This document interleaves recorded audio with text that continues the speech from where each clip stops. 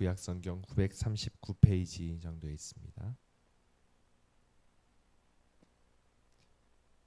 잠언 24장 30절에서 34절 저와 여러분이 교독하겠습니다. 내가 게으른 자의 밭과 지혜 없는 자의 포도원을 지나며 본즉 가시덤불이 그 전부에 퍼졌으며 그 지면이 거친 불로 덮였고 돌담이 무너져 있기로 내가 보고 생각이 깊었고 내가 보고 훈계를 받았노라. 내가 좀 더 자자 좀 더 졸자 손을 모으고 좀 더 누워있자니. 함께 읽겠습니다. 내 빈궁이 강도같이 오며 내 곰핍이 군사같이 이르리라. 아멘. 오늘 본문은 게으른 자에 대한 말씀이죠. 게으른 자는 어떤 자인지 본문을 통해서 두 가지를 살펴보고자 합니다. 먼저 첫 번째는 게으른 자는 육체의 소욕을 따릅니다. 33절 말씀을 다시 한번 읽어보겠습니다. 시작. 내가 좀 더 자자 좀 더 졸자 손을 모으고 좀 더 누워있자니. 아멘.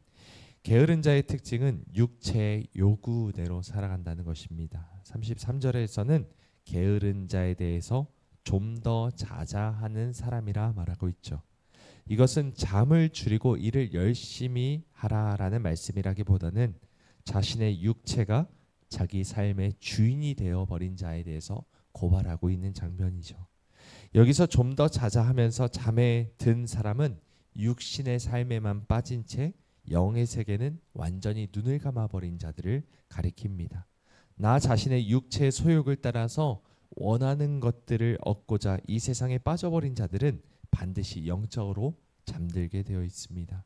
갈라디아에서도 사도 바울은 이렇게 말씀합니다. 육체의 소욕은 성령을 거스르고 성령은 육체를 거스르나니 이 둘이 서로 대적함으로 너희가 원하는 것을 하지 못하게 하려 함이니라. 아멘. 육체를 따라 살아가는 자는 반드시 영적으로 잠이 들게 되어 있습니다. 반대로 성령을 따라 살아가는 자는 육체의 소욕을 거스르게 되어 있죠. 겉으로 보이는 우리의 모습이 아무리 근면하고 성실해 보여도 만약 그 모든 삶의 동기가 나 자신의 육신에 대한 욕구를 위한 것이라면 그것은 좀 더 자자 좀 더 졸자 하는 것과 같다라는 것을 분명히 알아야 합니다. 물론 오해가 없으셨으면 좋겠습니다. 예수를 믿는 우리 모두는 근면하고 성실하게 살아야 합니다. 누구보다 열심을 가지고 적극적으로 살아가야 합니다. 하지만 목적지가 잘못 설정되어 있다면 1등을 해봤자 아무리 누구보다 더 열심히 일해봤자 헛것이죠. 중요한 것은 방향성이란 말입니다. 내가 무엇을 위해 살아가는가에 대한 분명한 목적이 먼저 설정되어 있어야만 뛰어가는 것도 의미가 있다는 것이죠. 여러분, 우리가 사는 목적이 무엇입니까? 그것은 하나님의 영광을 위하는 것임을 믿으시기 바랍니다. 잠언의 용어로 우리가 바꿔보면, 잠언의 표현으로 하면 여호와를 경외하는 것, 이것이 바로 우리의 삶의 목적입니다. 먹든지 마시든지 무엇을 하든지 다 하나님의 영광을 위해, 하나님을 기쁘시게 하기 위해, 내 몸에서 그리스도가 존귀하게 되게 하기 위해서 살아가는 것이죠. 이것이 바로 영적으로 깨어있는 자, 영적으로 지혜 있는 자의 모습임을 기억하시길 바랍니다. 두 번째로 게으른 자는 어떤 자입니까? 땅을 황폐하게 만드는 자입니다.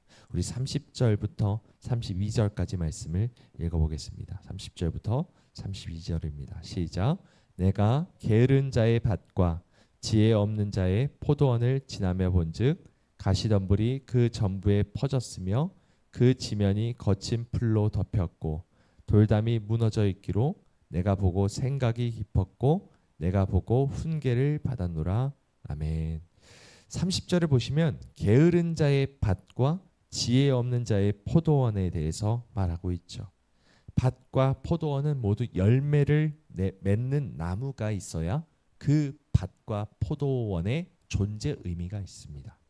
하지만 게으른 자, 지혜 없는 자의 밭과 포도원의 모습이 어떻습니까? 아주 황폐해진 모습이죠. 31절을 보면 가시덤불이 땅 전체에 퍼져 있습니다. 그리고 지면에 거친 풀, 즉 엉겅퀴가 무성합니다.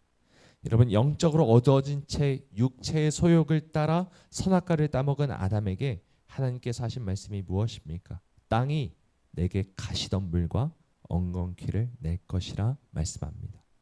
하나님의 영광을 위해 살지 않고 내 욕심대로 살아가는 영적으로 게으른 자의 밭은 반드시 가시덤불과 엉겅퀴로 가득하게 되어 있습니다.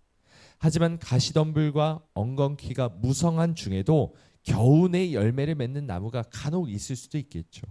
하지만 31절 하반절을 보시면 돌담이 어떻게 되어 있습니까? 무너져 있습니다.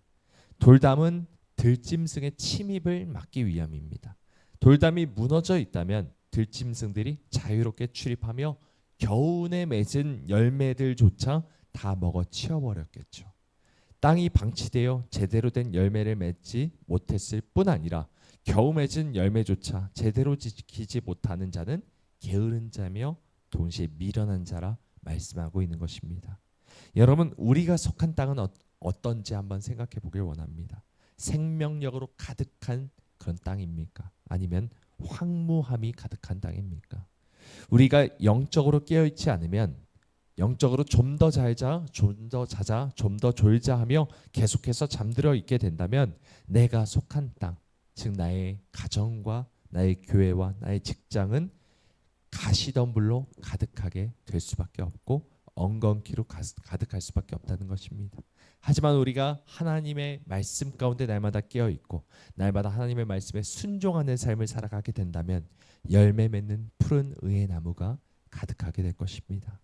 오늘 하루도 영적으로 바짝 깨어 있는 저와 여러분 되시길 원합니다. 좀 더 자자, 좀 더 졸자 하며 육체의 욕심을 따라 행하지 않기를 원합니다. 성령을 따라 행함으로 우리의 육체를 죽이는 자 되길 원합니다. 하나님의 영광을 위해 살아가는 자, 하나님만 기쁘시게 하는 자로 살아갈 때 우리에게 주어진 기업, 우리에게 맡겨진 땅에는 아름다운 열매로 가득하게 될 것입니다. 우리 모두가 계절을 따라 열매를 많이 맺는 푸른 의의 나무가 풍성한 삶을 사시기를 주님의 이름으로 간절히 축원드립니다.